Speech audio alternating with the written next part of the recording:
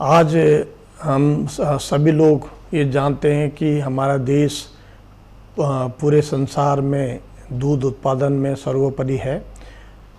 और जो दूध हमारे यहाँ जो पैदा हो रहा है उसका मुख्य कारण हमारे गाय भैंसें हैं।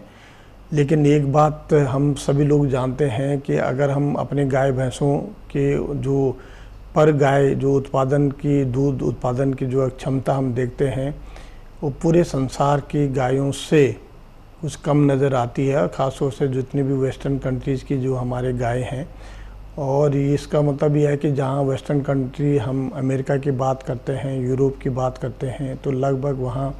27 से 35 लीटर के बीच में एक गाय एक दिन में दूध देती है,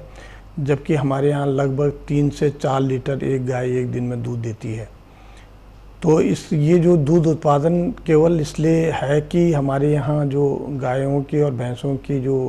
हमारी जो संख्या है वो बहुत ज़्यादा है और जिसकी वजह से हम सर्वोपरि हैं संसार में दूध उत्पादन में। अब हमारे पास एक जो समस्या ये है कि हम भाई अगर इस ढंग से गायों की संख्या बढ़ती रहे या भैंसों की संख्या बढ़ती रहेंगी तो एक दिन ऐसा होगा कि हमें वो जो आदमियों की जगह जो हम इस्तेमाल में ला रहे हैं वो घेरेंगे। तो इसको हम इन सब बातों को ध्यान में रखते हुए हमारी मुख्य उद्देश्य ये है कि हम इनकी क्षमता बढ़ाएं और क्षमता बढ़ाने के लिए जो हमारे यहाँ आज के दिन में जो हम बात करते हैं असिस्टेड रिप्रोडक्टिव टेक्नोलॉजीज़ की, जो है जिसमें हमारा इंडिया ने एक मुख्य भूमिका इसमें अपनाई है और जिसकी वजह से आर्टिफिशियल इंसेमिनेशन हो गया, जिसको टीकाकरण भी बोलते हैं, एआई जिसे बोलते हैं, और इसके अलावा एम्ब्रियो ट्रांसफ़र टेक्नोलॉजी है, भ्रूण प्रत्यारोपण जिसे बोलते हैं,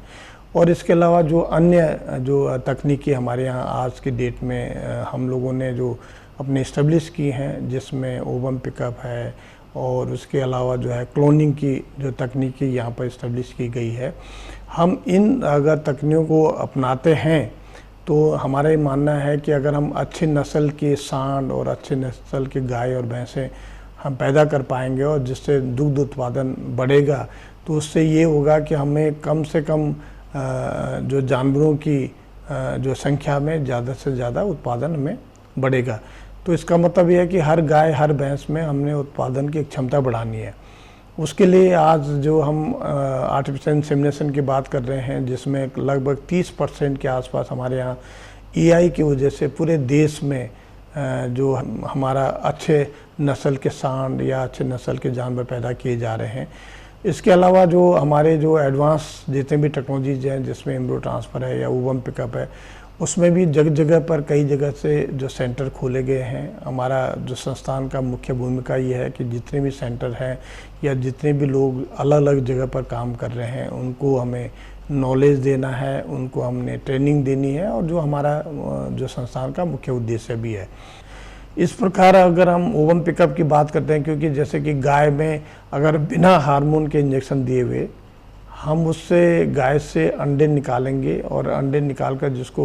ओवम पिकअप भी बोलते हैं, और अंडे निकाल कर उसके बाद में उसको टेस्ट ट्यूब बेबी के द्वारा जो हमारी जो तकनीकी जो हमारे संस्थान में इस्टेब्लिश की गई है उसके द्वारा हम उसको जो फर्टिलाइज करके और करीब 7 से 8 दिन का भ्रूण अब जब उसको बना लेते हैं, जिसको ब्लास्टोसिस करते हैं, और उसको फिर एम्ब्रियो ट्रांसफ़र करेंगे तो उससे अच्छे जो नस्ल की गाय और अच्छे नस्ल के सांड हम इससे जो पैदा कर सकते हैं। तो ये और इसके अलावा जो हमारे जो संस्थान में जो एक जो हाल ही में एक जो तकनीकी हम लोगों ने विकसित की है जिसको बोलते हैं हैंड गाइडेड क्लोनिंग, तो ये हमने बड़े अच्छे ढंग से हमारे जो संस्थान में विकसित की गई हैं और उससे हमने देखा है कि अगर कोई भी अगर अच्छे जो नस्ल का आपके पास भैंस है और उसमें जो दुधारू भैंस है तो उसके कान के मात्र छोटा सा टुकड़ा लेकर हम उससे हजारों जो सेल्स जो उसमें होते हैं उससे हर सेल से एक हम भ्रूण पैदा कर सकते हैं और भ्रूण को अगर एम्ब्रियो ट्रांसफ़र करके उससे हम जो बच्चा पैदा होगा तो हम उसी का जिससे हमने कान का टुकड़ा लिया है उसी के बच्चे को हम उसको बना सकते हैं। तो ये जो तकनीकी इससे अभी हमारे जो एनडीआरएफ में जैसे आपने नाम सुना होगा गरिमा पैदा हुई, उसके बाद में पूर्णिमा पैदा हुई, उसके बाद में लालिमा पैदा हुई, कई हमें जानवर हमारे यहाँ पर हुए हैं, रजत पैदा हुआ है, श्रेष्ठ पैदा हुआ है। ये मेल और फीमेल जो हमारे भैंसों से पैदा हुए हैं, और इसका ये जो जितने भी अच्छे जो नस्ल के जो हमारे जानवर थे, इसको हमने इसको जो आगे बढ़ाया है।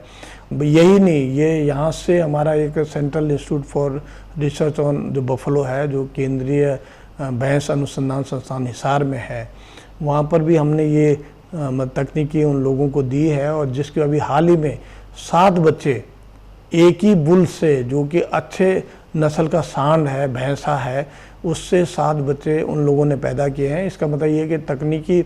हर जगह इस्तेमाल में आ सकती है, अगर इसमें अब थोड़ा सा हम ध्यान दें और इससे हम अच्छे नस्ल के सांड या भैंसे हम पैदा करेंगे, तो आप ये मानेंगे कि आने वाले दिनों में हमारा दूध का उत्पादन भी बढ़ेगा।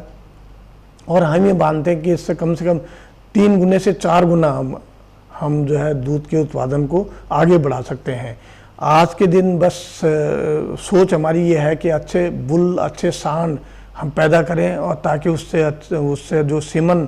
हमें जो प्राप्त होगा, और उसको हम जगह जगह करके EI करके टीकाकरण में इस्तेमाल करेंगे, तो पूरे देश भर में अच्छे नस्ल की गायें और भैंसें पैदा होंगी। और अच्छे जो नस्ल का मतलब है दुधारू गाय और भैंसें जो पैदा होंगे, तो हमारा दूध भी बढ़ेगा और दूध का उत्पादन भी बढ़ेगा। इससे हमारे जो देश की में जो हमने जो एक वाइट रेवोल्यूशन की बात हम लोग चला रहे हैं, उससे और वो जो आगे बढ़ेगा। और जब ये आगे बढ़ेगा, तो जितने भी हमारे किसान भाई हैं जिनके पास ये जानवर हैं, नस्ल सुधार होगा और उनका दूध बढ़ेगा, तो उनकी आमदनी भी बढ़ेगी। हमें अग्रणीय हमारा जो संस्थान काम करेगा, और हम लोग आगे बढ़ेंगे, ताकि हमारा जो किसान खुशहाल बने।